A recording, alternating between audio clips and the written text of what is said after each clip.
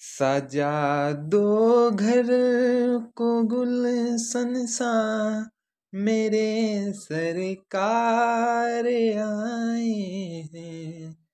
सजा दो घर को गुलशन सा, मेरे सरकार आए हैं।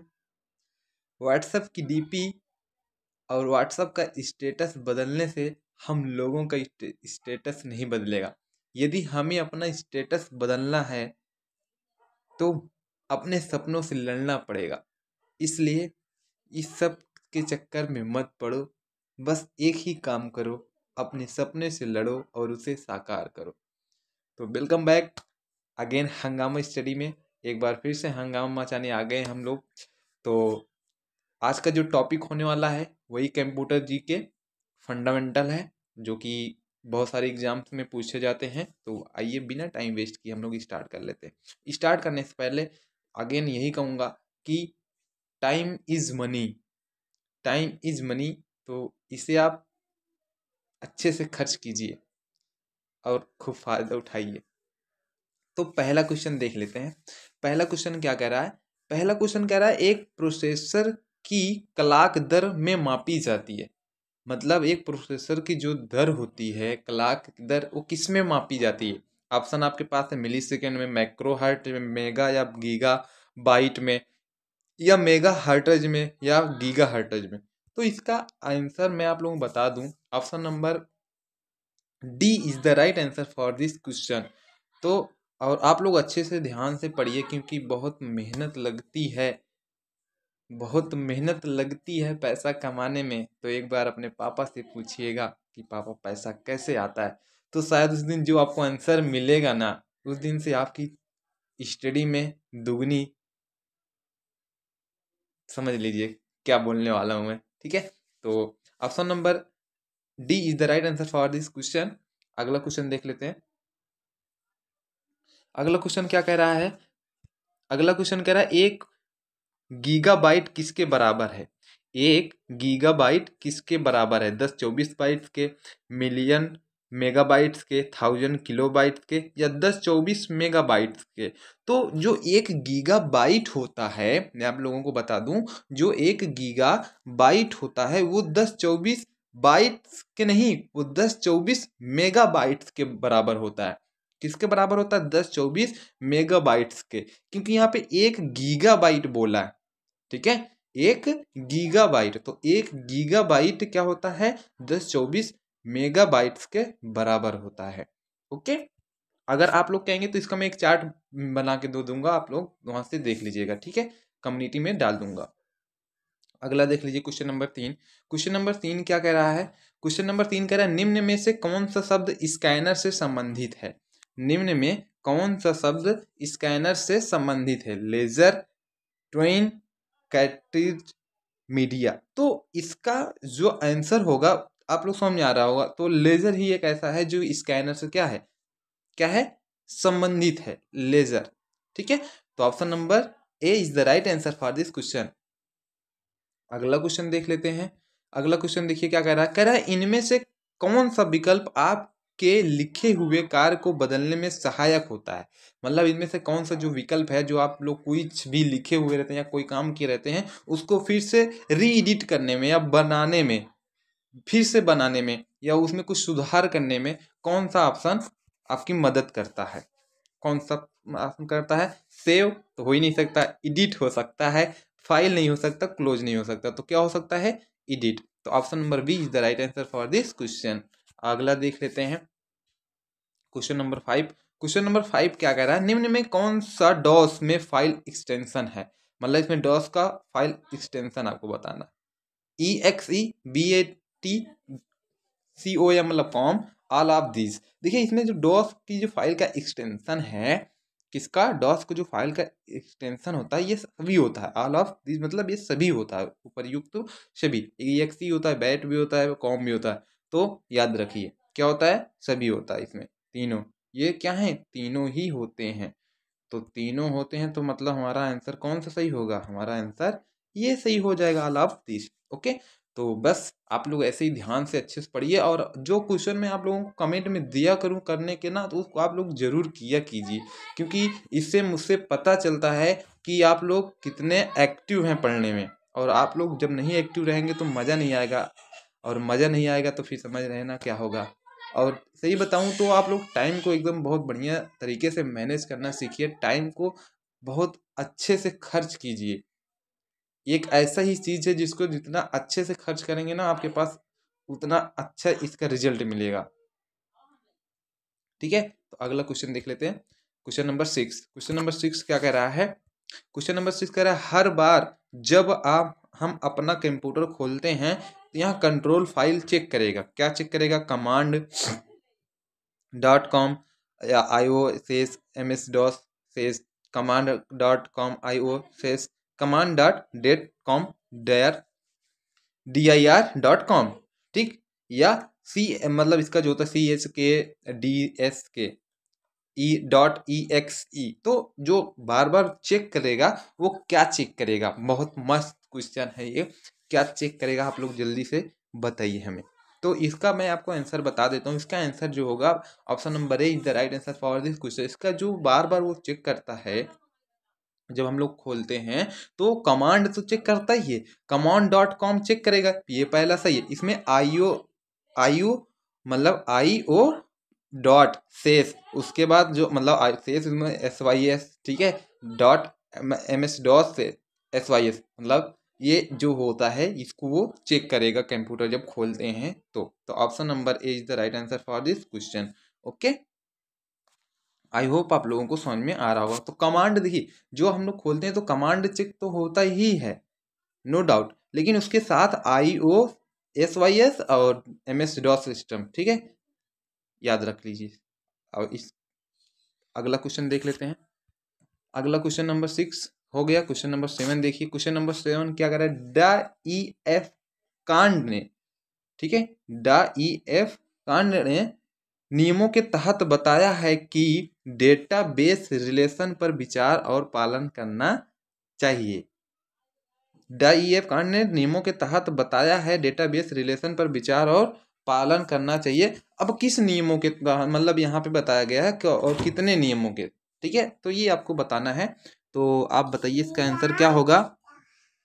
तो मैं आपको बता देता हूँ, option number C is the right answer for this question. 12 नियमों के तहत, कितने नियमों के तहत? 12 नियमों के तहत यहाँ डेटा मतलब बताया गया है कि डेटाबेस रिलेशन पर विचार और पालन करना चाहिए। कितने नियमों के तहत? 12। ओके, अगला देख लीजिए। क्वेश्चन नंबर 8 कह रहा है, निम्नलिखित में से कौन सा कंप्यूटर का सबसे छोटा रूप है? Notebook, laptop, desktop, work station. अब देखिए, इसको तो मुझे बताने की ज़रूरत है नहीं, तो मैं बिल्कुल भी नहीं बताऊंगा। इसको आप लोग कमेंट में आंसर मुझे देंगे। किसमें देंगे? कमेंट में आंसर इसको मुझे देंगे तो देंगे, हाँ, क्योंकि इजी क्वेश्चन है। और अगला देख लीजिए, यदि आप विंडो 98 को विंडो XP से बदल देते हैं तो वास्तव में आप करते हैं क्या? करते हैं, यदि आप विंडो 98 को विंडो XP से बदल देते हैं तो वास्तव में आप क्या करते हैं? आप स्टार्ट करते हैं, पैच करते हैं, या डाउनग्रेड करते हैं, अपग्रेड करते हैं, क्या करते हैं? आप जल्दी से मुझे आंसर बताइए। यस, हम लोग किसी चीज़ को किसी में कन्वर्ट करते हैं तो हम लोग क्या करते हैं? अपग्रेड करते हैं ना, क्या करते हैं? अपग्रेड करते हैं, राइट आंसर। ओके, अगला क्वेश्चन देख लेते हैं। क्वेश्चन नंबर 10 क्या कह रहा है? क्वेश्चन नंबर 10 कह रहा है, एक कंप्यूटर में CPU का उदाहरण है हार्डवेयर, सॉफ्टवेयर, इनपुट डिवाइस, एक प्रोग्राम। अब मैं ये तो कहोगे बताऊंगा, बिल्कुल नहीं बताऊंगा। इसको क्यों नहीं बताऊंगा? क्योंकि ये आपको पता है एक CPU का उदाहरण है, मतलब जो एक CPU है उदाहरण है किसका? हार्डवेयर, सॉफ्टवेयर, इनपुट डिवाइस या एक प्रोग्राम का। तो ये आप लोग मुझे बताएंगे क्योंकि क्वेश्चन इजी है, और ये इजी क्वेश्चन जो होता है मैं आपको देता हूँ होमवर्क में, ठीक है, और होमवर्क में जो जो जो देता हूँ वो आप मुझे करके देंगे। नहीं करेंगे तो आप जानेंगे, आपका काम जानेगा, क्योंकि एग्ज़ाम आपको देना है, राइट। बस यही कहूँगा कि आप लोग टाइम को अच्छे से मैनेज कीजिए और उसको सही तरीके से स्पेंड कीजिए, नहीं तो फिर आप लोगों को मंजिल नहीं मिलेगी। और मंजिल जब आप एक चीज़ याद रखिए, जिसको मंजिल चाहिए ना वो बहुत जी तोड़ मेहनत करता है। बस उसके अंदर एक ही क्यों होता है, बस मुझे चाहिए तो चाहिए। कुछ भी करना है मुझे, लेकिन मुझे अपनी सपने को साकार करना है तो करना है, कुछ भी कर कर पेरेंट्स को प्राउड फील कराना है तो कराना है। ये होता है एक गुड स्टूडेंट के अंदर क्वालिटी, और ये होती है उसकी थिंकिंग। ठीक है, तो आप लोग अपनी थिंकिंग को वैसे बनाइए और अच्छे से स्टडी कीजिए। आगे देख लेते हैं क्वेश्चन नंबर 11। क्वेश्चन नंबर 11 क्या कह रहा है, निम्न में से कौन सा एक वैध मेमोरी यूनिट नहीं है।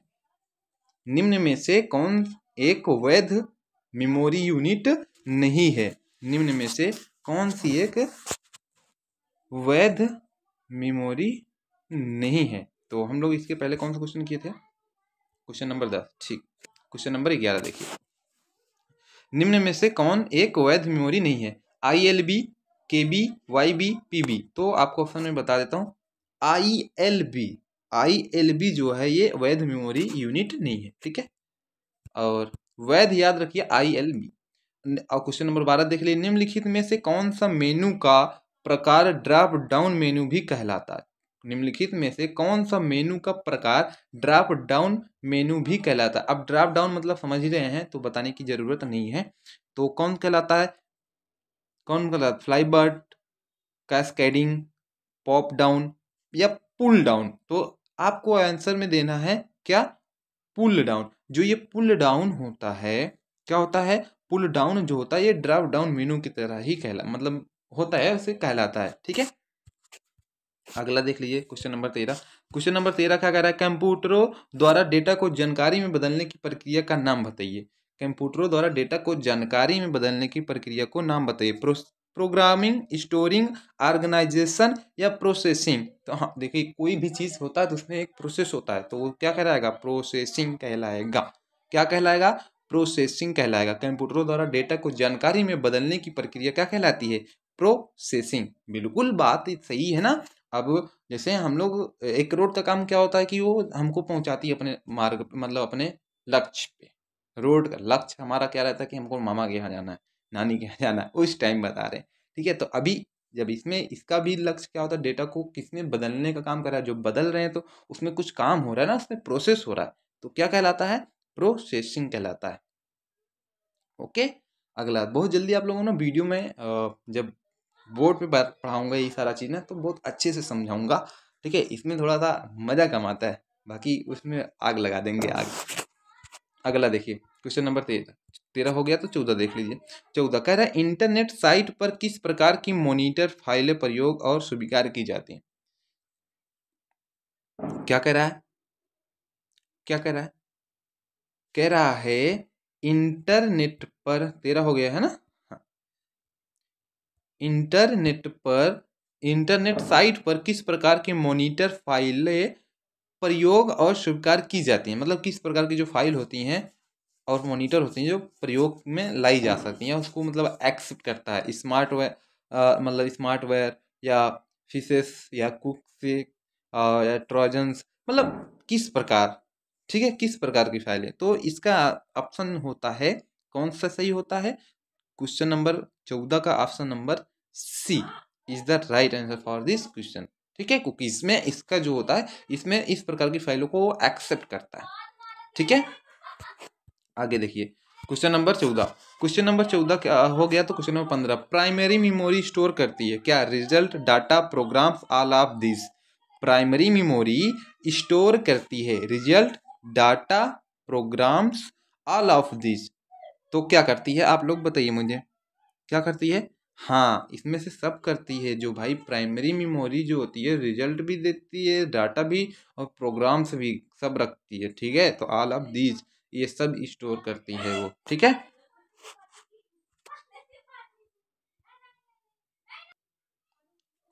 ठीक है, क्वेश्चन नंबर 15 भी हो गया। अब क्वेश्चन नंबर 16 देख लीजिए। क्वेश्चन नंबर 16 क्या कह रहा है, वह कमांड जिसका प्रयोग डॉस में एक डिस्क का नाम स्थापित करने के लिए किया जाता है। वैल्यू, वोल, लेबल, डिस्क लेबल। तो मतलब एक डॉस होता है, डॉस में एक डिस्क का नाम स्थापित करने के लिए प्रयोग किया जाता है, उसको क्या कहते हैं, वैल्यूम, मतलब वो जो होता है वैल्यूम, वोल या लेबल या डिस्क लेबल। तो क्या कहते हैं, आप जल्दी से बताइए मुझे। इसका आंसर मैं सोच रहा हूँ आप लोग को ना दूं, बट दे ही देता हूँ। ठीक है, क्या होता है? लेबल। ठीक है, क्या होता है? लेबल। लेबल होता है। अब ऑप्शन नंबर 16 देखो, 17 देख लीजिए। 17 क्या कह रहा है?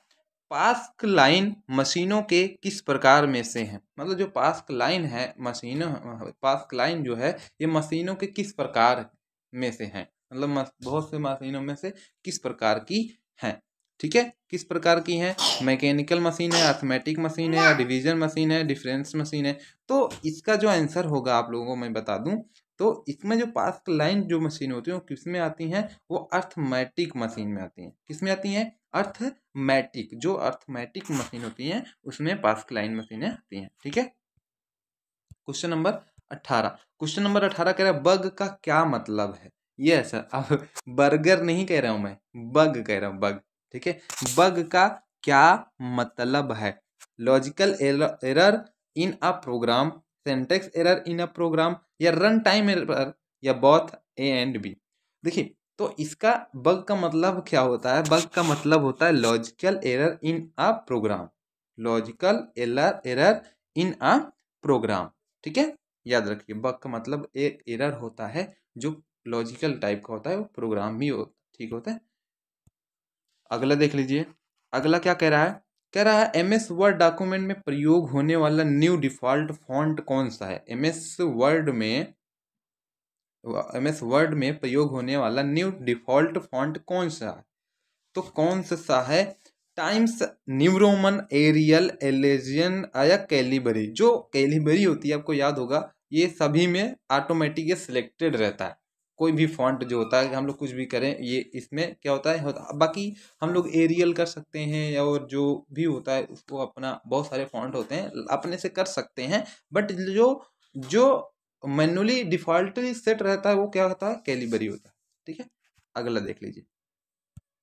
अगला क्वेश्चन नंबर 20 क्या कह रहा है? डेकोरेटिव टेक्स्ट जिसे आप एक डॉक्यूमेंट में जोड़ सकते हैं क्या कहलाता है? कह रहा है डेकोरेटिव टेक्स्ट जिसे आप एक डॉक्यूमेंट में जोड़ सकते हैं क्या कहलाता है? Table, symbol, word art, image. मतलब डेकोरेटिव शब्द, तो आपको याद होगा जब हम लोग एमएस वर्ड पढ़ रहे थे, तो एमएस वर्ड पढ़ नहीं रहे थे, अभी पढ़ाएंगे। ठीक है, कोचिंग में पढ़ाया था तो उसमें बोल दिया। ठीक है, तो उसमें एक वर्ड आर्ट का एक ऑप्शन आता था, उसमें डेकोरेटिव वर्ड होता है, डेकोरेटिव टेक्स्ट होता है। मतलब डेकोरेटिव मतलब एक सुंदर सा सजावट होता है। ठीक है, तो वो वर्ड आर्ट होता है, तो वर्ड आर्ट ही कहलाता है। ठीक है, हम उसके द्वारा हम लोग जोड़ सकते हैं। यही बात समझ में। अगला देख लीजिए, कह रहा है दूर संचार उपकरण का एक उदाहरण है। दूर संचार उपकरण का एक उदाहरण है मॉडेम, प्रिंटर, कीबोर्ड, स्कैनर। तो मॉडेम का उदाहरण है, किसका है? मॉडेम का। ओके, अगला देख लीजिए। कह रहा है आईएसडीएन का पूर्ण रूप है। आईएसडीएन का पूर्ण रूप है, मतलब what is the full form of ISDN? तो क्या होता है? इसका फुल फॉर्म होता है मतलब इंटीग्रेटेड सर्विसेज डिजिटल नेटवर्क। तो option number A is the right answer for this question. देखिए, आपको इसमें नेटवर्क तो रहेगा, इंटीग्रेटेड रहेगा, तो एक एक सर्विस होता है जो एक डिजिटल होता है नेटवर्क। ठीक है, आई से इंटीग्रेटेड, यस से सर्विसेज, डी से डिजिटल, एन से नेटवर्क। तो पीछे का याद कर लीजिए डिजिटल नेटवर्क, और आगे से याद कर लीजिए इंटीग्रेटेड सर्विस, हो जाएगा आपका काम। अगला देख लीजिए, क्वेश्चन नंबर 23। क्वेश्चन नंबर 23 क्या कह रहा है? पोर्टेबल और सुविधाजनक कंप्यूटर उनके लिए जो यात्रा करते हैं को कहा जाता है। Super computer, laptop, mini computer, file server. ये मैं नहीं बताऊंगा, नहीं बताऊंगा, नहीं बताऊंगा। क्यों नहीं बताऊंगा? क्योंकि आपको इसका आंसर पता है, मैं बहुत बार ये क्वेश्चन करा चुका हूँ, आप लोग देख रहे हैं, बहुत बार पूछा जाता है। तो आप लोग इसका आंसर मुझे कमेंट में जरूर दीजिएगा। क्वेश्चन नंबर 23 का ऑप्शन कौन सा सही होगा? मुझे इसका आंसर चाहिए, और देखते हैं कौन कौन देगा, और जो जो देगा उसको तो रिप्लाई मैं देता ही हूँ अच्छा सा, शायद वो रिप्लाई पढ़ के खुश हो जाता होगा। चलिए, अगला देख लीजिए, क्वेश्चन नंबर 24। कह रहा है इक्वल सम S3 रेशियो, या मतलब इसको कॉलन बोलते हैं। ठीक है, S10 किसका उदाहरण है? Function, formula, cell, address, value. तो इक्वल सम, तो ये क्या है आप बताएंगे मुझे? अगर बता देते हैं तो जो जो एक्सेल पढ़ा है, आई थिंक जो जो एक्सेल पढ़ा है वो तो 101% बता लेगा। ठीक है, 101% बता लेगा। तो फंक्शन तो हो ही नहीं सकता, सेल एड्रेस भी नहीं है, और ये पूरा अगर एक होता ना, जैसे S3 ये हो, ये सेल एड्रेस है, केवल S3 सेल एड्रेस है। लेकिन जब ये पूरा यहाँ से यहाँ तक जब आपको पूरा लग गया तो इसको हम लोग बोलेंगे फार्मूला। और ये इक्वल, ये फार्मूला किसका है? ये फार्मूला है प्लस का, जोड़ का। ठीक है, याद रख लीजिए। एक्सेल जब पढ़ाऊंगा तो आपको सब सिखाऊंगा। अभी पहले ये सारे एमसीक्यू क्वेश्चन करा लेते हैं, उसके बाद फिर हम लोग नोट पैड से स्टार्ट करेंगे और पूरा एडवांस तक सब चीज़ ख़त्म करेंगे। ठीक है, तो आप लोग बने रहिए। और चैनल भी आप लोगों के लिए ही बना है, नया है, सब्सक्राइब करना ना भूलिए। लाइक शेयर तो जरूर किया कीजिए, कमेंट तो पूरा भर दिया कीजिए आप लोग। Question number 25। क्वेश्चन नंबर 25 क्या कह रहा है? निम्नलिखित में से पहला कंप्यूटर जिसका इस्तेमाल आपने कार्यक्रम स्टोर करने के लिए किया था? यूनिमैक, इडसैक, इडवैक, एबीसी। तो बताइए कौन सा सही है इसमें? यूनिमैक है, इडसैक है, या इडवैक है? तो निम्न में से ऐसा पहला कंप्यूटर बताइए कौन सा है जिसमें आप लोग कार्यक्रम को स्टोर करने के लिए आपने प्रयोग किया था? तो इडसैक जो हुआ, हम लोग इसको किए थे प्रयोग इडसैक का। ठीक है, किसका किए थे? इडसैक का प्रयोग हम लोग कार्यक्रम को स्टोर करने के लिए किए थे। Option number B is the right answer for this question. अगला क्वेश्चन देख लीजिए। अगला क्वेश्चन क्या कह रहा है? कह रहा है निम्नलिखित में से किसने विश्लेषणात्मक इंजन का आविष्कार किया था? चार्ल्स बैबेज ने, ब्लाइज पास्कल ने, एडा अबरन ने, या हरमन हेलोरिथ ने? तो किसने किया था आप बताइए जल्दी से। इसको मैं सोच रहा हूँ छोड़ू ना, बता दूं क्योंकि इम्पोर्टेंट लग रहा है। ठीक है, लग नहीं रहा है तो इसका ऑप्शन क्या होगा? चार्ल्स बेबेज ने ही विश्लेषणात्मक जो होता है इंजन का आविष्कार किया था। किसने किया था? चार्ल्स बेबेज ने। ठीक है, अगला देख लीजिए। Question number 27। क्वेश्चन नंबर 27 क्या कह रहा है? जब आप किसी जानकारी को कट या कॉपी करते हैं तो वह जाता है किसमें जाता है? क्लिप आर्ट में, क्लिप बोर्ड में, मदर बोर्ड में, ए और बी? किसमें जाता है? बहुत मस्त क्वेश्चन है ये। 27 किसमें जाता है? क्लिप बोर्ड में जाता है। ठीक है, option number B is the right answer for this question. जब हम लोग किसी भी जानकारी को कट या कॉपी करते हैं तो वो क्लिप बोर्ड में जाता है। क्लिप आर्ट मदर बोर्ड में नहीं जाता है, क्लिप बोर्ड में। किसमें जाएगा? क्लिप बोर्ड में। ठीक है, आगे हम लोग देखते हैं। आगे क्या कह रहा है? निम्नलिखित में से क्या प्रिंटर से संबंधित है? क्या DVD, cartridge, hard disk, keyboard? इसमें जो डीवीडी से क्या संबंधित है वो आपको बताना है। तो आप बताइए। इसको मैं नहीं बताऊंगा, इसको भी मैं छोड़ रहा हूँ क्योंकि इसको आप बताएंगे। क्योंकि ये जो इजी क्वेश्चन होते हैं मैं नहीं बताता हूँ और आप लोग उसको ध्यान से पढ़ा कीजिए। फिर से मैं यही कहूँगा कि आपके पास अभी मौका है, टाइम है, आप उनसे पूछिए जिसकी एज ओवर हो गई है, उनकी तैयारी अच्छी हुई हो, लेकिन अनफॉर्चुनेटली वो लोग एग्ज़ाम नहीं दे सकते हैं। आप उनसे सीखिए कुछ, जो पढ़ना बहुत चाहते हैं लेकिन वो लोग पढ़ नहीं पाते हैं। हम लोग एक इम्प्रेशन, मतलब एक अपना आइडियल बनाते हैं किसी के लिए, उसकी फ़ोटो लगाते हैं व्हाट्सएप पे, डीपी, कुल हर जगह लगाते हैं, उनके जैसा बनना चाहते हैं। तो कुछ आप ऐसा करो ना कि आपकी स्टेटस, आपकी डीपी, आपकी कुछ लगे, ऐसा कुछ करो। ऐसा नहीं तो कुछ ऐसा तो ज़रूर करो कि आपकी एक अच्छी लाइफ बीते, स्टेबल लाइफ बीते, जो आपके पेरेंट्स सपने देखे हों वो तो साकार हो। ऐसे कीजिए कुछ। ठीक है, अगला क्वेश्चन नंबर 29। निम्नलिखित में से क्या 192.9.200.155 से संबंधित है? Hardware address, monitor address, IP address, या उपरोक्त सभी? तो क्या संबंधित है? तो इसका ऑप्शन नंबर सी होगा is the right answer for this question. इसमें ये होता है हमारा आईपी एड्रेस होता है। ठीक है, क्या होता है? IP address. याद रख लीजिए इसको, बहुत इंपॉर्टेंट है। इसको याद रखिए, हमारा क्या होता है? IP address. ठीक है, आईपी एड्रेस। अगला देख लीजिए क्वेश्चन नंबर 30। क्वेश्चन नंबर 30 क्या कह रहा है? क्वेश्चन नंबर 30 कह रहा है कीबोर्ड का उपयोग क्यों होता है? ये तो मैं नहीं बताऊंगा, फिर ये भी क्यों होता है भाई? क्यों होता है कीबोर्ड का उपयोग? क्यों होता है, मैं क्यों बताऊं? आप लोग पढ़ते हैं, आप बताएंगे। अगला देखिए क्वेश्चन नंबर 31 बताएंगे हम। क्वेश्चन नंबर 31, 31, 31, 31 में आप लोगों को दिखा दूं, कहाँ गया? नीचे आ जाओ भाई। 31, 31, 31, सॉरी चला गया था, कट गया था वहाँ पे। 31, 31, 31 आ गया। तो 31 ये है। कह रहा है माइक्रोसॉफ्ट के प्रमुख कौन है? माइक्रोसॉफ्ट के प्रमुख कौन है? माइक्रोसॉफ्ट के प्रमुख कौन है? Babbage, Bill Gates, bill Clinton, या झड़ी? कौन है? Babbage, Bill Gates, bill Clinton, या झड़ी? किस है, कौन है? मैं आपको बताता हूँ इसका option number B is the right answer for this question. Bill Gates जो है इसके क्या है, प्रमुख हैं। ठीक है, तो बिल गेट्स क्या है, माइक्रोसॉफ्ट ऑफिस के क्या है, प्रमुख हैं। कौन सा पद फॉन्ट से संबंधित नहीं है? Font face, font size, font colour, font grammar, तो बताइए कौन सा है जो से फॉन्ट से संबंधित नहीं है? बताइए कौन सा नहीं है? Font grammar. मैं हंसा था ना इसमें, तो यही हो सकता था। ठीक है, तो अब एम एस वर्ड का वैध प्रारूप है, अब बताइए। .jpg, JPEG, .png, .doc, .exe। अब इसको अगर ना बता पाना तो समझ लीजिए क्या होता है इसका एक्सटेंशन। इसका एक्सटेंशन .doc, याद रख लीजिए। एम एस वर्ड का क्या होता है? .doc।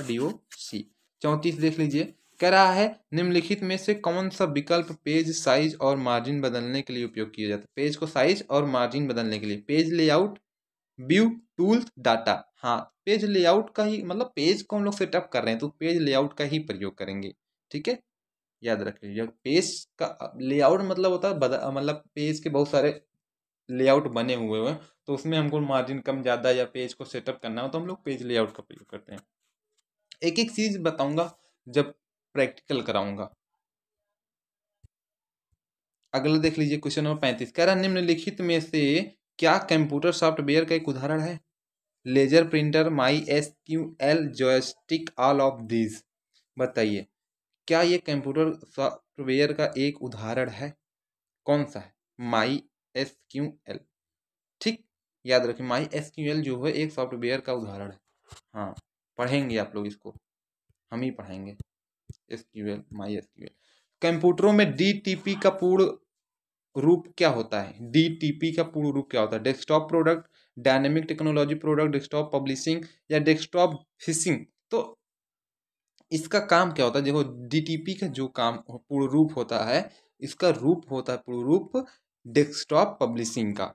क्या होता है? Desktop publishing. अब बहुत लोग इसमें ये लगाएंगे डायनेमिक टेक्नोलॉजी प्रोडक्ट, इस पे पूरा फुल फॉर्म देखेंगे डी से। ठीक है, तो ऐसा कुछ है नहीं। ठीक है, डेस्कटॉप पब्लिशिंग होता है। Option number C is the right answer for this question. अगला देख लीजिए, निम्नलिखित में से क्या एक मतलब क्या एप्लीकेशन सॉफ्टवेयर का एक उदाहरण है? बताइए कौन सा? Microsoft window, Linux, Mac O S X, M S Word 2007। तो इसमें क्या है? सॉफ्टवेयर का एक उदाहरण है, बताइए जल्दी से। Option number D is the right answer for this question. M S Word 2007 जो है, ये तो वर्जन है 2007 को मारो। एम एस वर्ड क्या है? हमारा एक सॉफ्टवेयर का उदाहरण है। ठीक है, अगला देख लीजिए।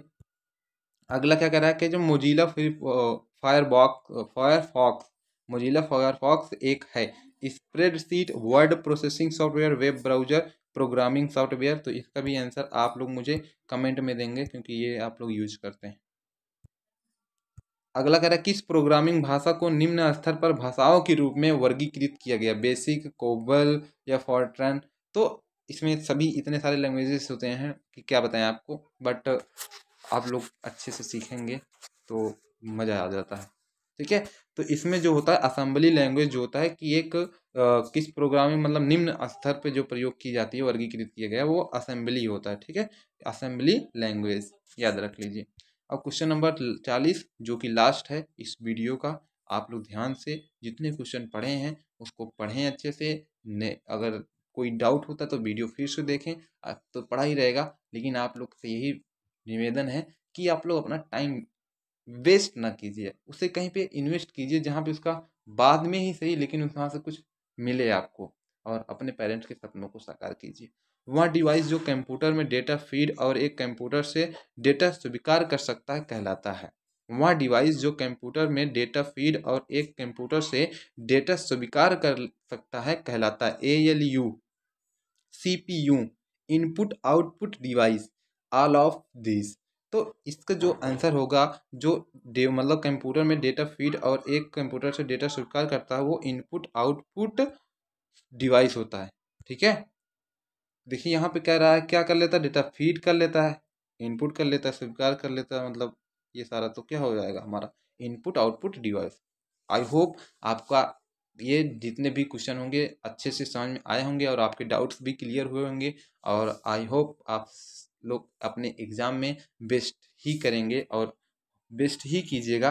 ठीक है, क्या कीजिएगा? बेस्ट ही कीजिएगा और बेस्ट कराने के लिए हंगामा स्टडी आपके साथ है। और ऐसे भी बहुत सारे वीडियोज आने वाले हैं, तो आप लोग चैनल को सब्सक्राइब, लाइक, शेयर करना ना भूलिएगा। तो wish you wealth and keep growing. मिलते हैं नेक्स्ट वीडियो में, तब तक के लिए टाटा बाय बाय।